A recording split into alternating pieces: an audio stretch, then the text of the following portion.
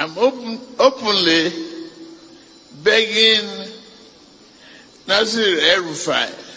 The president begged me publicly to come and serve in his government.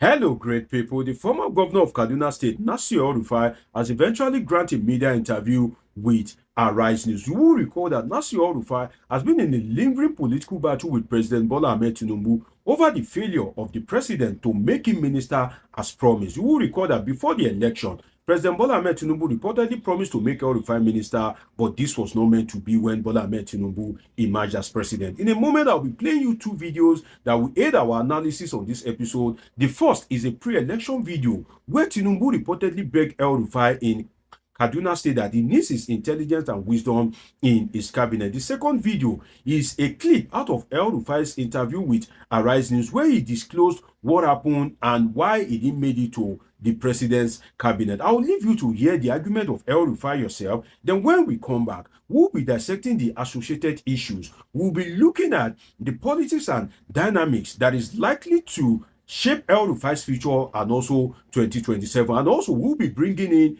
the new Ribadu factor, which is the National Security Advisor. We'll be dissecting these issues and a whole lot more like never before on this episode of Politics with Dr. Omosholade. If you are yet to subscribe, take a moment to click the subscribe button that you are seeing on your screen. Turn on your notification button so that as I'm uploading my analysis of politics and happenings in the polity, you can always catch up with it instantly. Let us go and watch the video of Tinubu begged El-Rufai. Then we come back for some great discussion. Let's watch it. I'm openly begging Nasir El-Rufai not to run away for additional degree excuse. He's going to Cairo, PhD and everything. There are lots of educated relics. We are not going to let you run away. Your vision, creativity, and resiliency in turning a rotten situation to a bad one is necessary at this critical time. That is why we are here today. There you have it. You just watched the video of the president, who happens to be the candidate of the All Progressive Congress at the time, begging El-Rufai. So to those that are saying that, oh, the almighty in quote, Jagaban cannot beg El-Rufai that who is El-Rufai, well, you just watched it yourself where the president was appealing to El-Rufai that he needs him in his cabinet. Now, we will watch another clip, which is of El-Rufai on why he didn't make it to become a minister in Tinubu's cabinet. He put the blame at the doorstep of the president. He exonerated the National Assembly. Let us watch that video before we come back for some interesting perspective on the National Assembly, the president, El-Rufai, and No Ribadu. Let's watch that video, then we come back for the discussion. Let's watch it. I've never, since I left office and the president begged me publicly to come and serve in his government, I had my plans, and I told President Tinubu from day one when he asked me to support him, I said I would, but I don't want anything, okay? Because politics in Nigeria is always about what do I get for giving you support. I'm not in politics for that reason. I'm not in politics to get anything. I have a surname. I'm a self-made man. I have made my money before coming into public office. I don't need anything. After 8 years in Kaduna, I was nearly burnt out. I was struggling for 8 years, and I wanted to take a break, and I had my private plans. The president publicly appealed to me to put my plans on hold, and through 2 months of negotiation, we finally agreed that he would nominate me as minister, and there were certain conditions I attached to that. I think along the line, either the president changed his mind or something else, because please don't believe the story that the National Assembly rejected me. The National Assembly had nothing to do with this. The president didn't want me in his cabinet. He changed his mind. Whatever it is, frankly, I don't care. And I told him, and I moved on. And since I moved on, I've not said a word. I've not granted any interview. I've not commented on the government. But it is within my rights as a founding member of the APC as one of the 34 people that signed the INEC form that got the party registered, it is within my rights to ask, why is my party not functioning? Indeed. And that's all. And so, you know, I don't know if I've answered your question, but well, to some extent you have, but I'm going to press.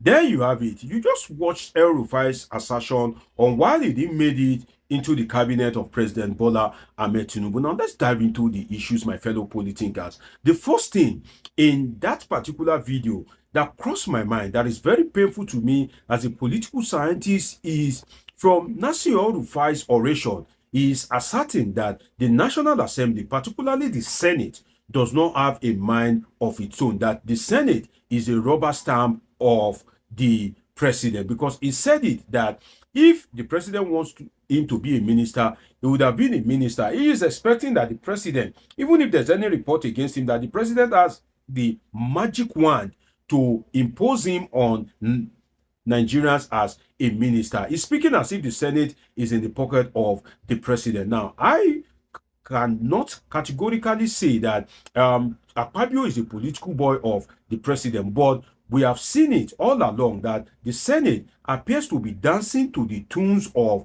President Bola Tinubu. So El-Rufai's assertion to some extent is right, because if Tinubu truly wants the National Assembly to ratify the nomination of El-Rufai, he would have had his way, just as he had his way during the alleged tenure elongation of the Inspector General of Police, during when the president wants the national anthem to be changed to the old one. The speed at which the National Assembly has been attending to the request of the president shows less independence of the National Assembly, particularly the Senate. But then it is very painful for El-Rufai to now be asserting that the National Assembly is not independent, because if a National Assembly, particularly the Senate, is not independent, if the Senate cannot speak for itself, then what you have is not a democracy in the true sense of it, because the difference between autocracy, which is the military rule, and democracy, which is the civilian rule, these two kind of government is what we have largely practiced after independence. The difference between both is the existence of the legislature. So if the legislature is now compromised, if the legislature is now an appendage of the executive, that means that we are not really practicing democracy. At best, what you have is a flawed democracy, and that is something of concern. But let us look at another thing. Is the Senate right to disqualify El-Rufai? Is the Senate right to disqualify Nasir El-Rufai? Well, to my mind, the Senate is 100% right to disqualify El-Rufai, because you will recall that El-Rufai carries a lot of baggage that it would have been difficult for any reasonable Senate to have saved him. And that is why I want to give the Senate the benefit of the doubt, although I believe that if Tinubu wants to save El-Rufai, would have saved him. But then again, on the flip side, no reasonable Senate would have ratified the notification of the nomination of El-Rufai. And I'll give you 5 instances. Number one is the anti-European statement that El-Rufai made during the presidential re-election campaign of Muhammadu Buhari, where he said that if any foreigner intervene in Nigeria election, they will go back in body bags. You remember that word, body bags? It became a big issue at that point in time. It became a serious issue at that point in time. I think it was maybe Buhari's first time election or second time, but I'm sure that it was during Buhari's election, where Buhari was a candidate of the APC. So that body bag language made El-Rufai a political liability to any federal cabinet, because you as a government, your federal executive council will be relating with the Western nations, will be relating with diplomats. So if you have an El-Rufai in your cabinet who are strengthening that those Europeans will go back on body bag, that is a political liability. Another one, point 2, I promise to give you 5, is that of the Shite massacre. You will recall that when Nasir El-Rufai was governor of Kaduna State, the Shites are always reportedly being attacked by the security agencies, and at some point about 150 of them were killed, involving both male, female, old and young, at that point in time when Nasir El-Rufai was president. So the security agencies allegedly have the report of El-Rufai's relation with the people as governor, is religious biasment, is alleged religious extremism. That is not suitable for a federal executive council in the true sense of it if we have a good Senate. Now, the third one is the Southern Kaduna. You will recall that when Nasir El-Rufai was the governor of Kaduna State, Southern Kaduna was reportedly being attacked almost every time. But since Ubasani, Nasir El-Rufai's predecessor, emerged as governor, there's been report of little or no attack in Southern Kaduna. So what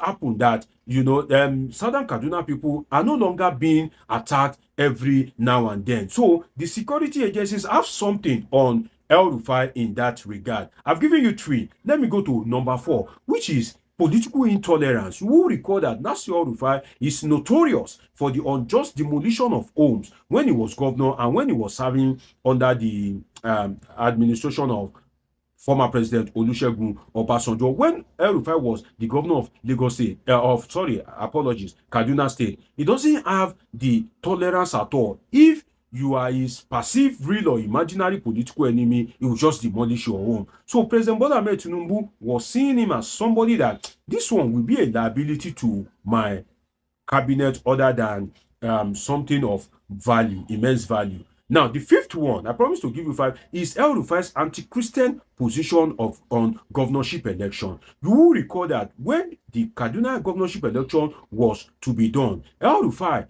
was saying that even if they bring the Pope to campaign, he knows that Christian will not vote for him. You will recall that alleged extremist tape that was leaked of El-Rufai, speaking like an extremist. The DSS have the report. So that's why I said the security agencies seem to have a whole lot on El-Rufai. So naturally, based on these 5 things, El-Rufai happens to be more sectional than national. So naturally, a reasonable Senate wouldn't have ratified the nomination of El-Rufai. Now let us go to another thing that is important that El-Rufai addressed in that video. He said Ubasani is no longer his friend and Nuhu Ribadu is no longer his friend. Now I will touch on those two. For the one of Ubasani, the incumbent governor of Kaduna State, no, Ubasani doesn't necessarily have to be your friend, especially when it comes to accountability, because it is alleged that Nasir El-Rufai carted away with over 400 billion naira when he was governor of Kaduna State. Again, you heard me right. They are investigating Nasir El-Rufai for over 400 billion naira. So, for the sake of the people, for the sake of the Kaduna people, I pray that Ubasani will not be your friend. So, if it is political patronage, if Ubasani has decided not to investigate you, that is what would have made him your friend. Then both of you, may you guys never be friends, because 400 million naira of Kaduna State money cannot be used as a bait for friendship. So El-Rufai himself is wrong in that regard, because you are saying that because the governor is now investigating you, is no longer your friend. No, you should embrace accountability. You should be able to give a record of an accountability of your stewardship during your 8 years reign as the governor of Kaduna State. So he's saying that Ubasani is no longer his friend. Well, I think that's good radiance to bad rubbish, because the governor, I pray, should not be your friend. If you have truly dipped your hands into the cookie jar of the Kaduna people, bring that money. Again, as the saying goes, to use this popular song, if I can remix it, come on your heart for Kaduna money, now the people get on. So Ubasani, kudos to you, and make sure that you retrieve all the money from El-Rufai if he is found guilty. And if you too steal, may your successor also probe you and recover the money from you. Now, on a final note, Ribadu. He accused Ribadu of a 2031 presidential ambition, and that's why Ribadu is witch-hunting him. Well, I must say that it is not a crime to have a presidential ambition, and Ribadu is qualified. But then again, Ribadu has to be very careful not to be using government position as his own personal gain in such a way that you are holding the position of NSA of Nigeria, rather than you to think about how Nigeria will be secured and safe for all of us. You are now allegedly using it to fight political battles of people that are strategic in terms of, I'm struggling the position with you in 2031. Does Nuhu Ribadu have a presidential ambition? Apparently so, because as I've analyzed to you in the past, presidential ambition don't die quick. But then again, on the part of El-Rufai that is abusing Nuhu Ribadu of which one, I can tell you apparently, if the record of El-Rufai is anything to go by, that if El-Rufai were to be the national security advisor, he too will do what Nuhu Ribadu is doing. If he is the national security advisor and he identified Nuhu Ribadu as his as a threat to his 2031 governorship ambition, what Nuhu Ribadu is doing, El-Rufai will even do worse than that, because El-Rufai is notorious at being intolerant about the opposition, both real and imaginary opposition. But then again, we need to begin to restructure our country. We need to begin to reconfigure things in such a way that at the end of the day, the people will not be using public office as a means of enriching themselves and as a means of fighting personal battles. It's been an interesting time with you on this episode of Politics with Dr. Omoshola. Do want to subscribe, turn on your notification button, catch up with my past videos, and of course, I have great, interesting videos coming your way. Till I see you again, I love you all sincerely.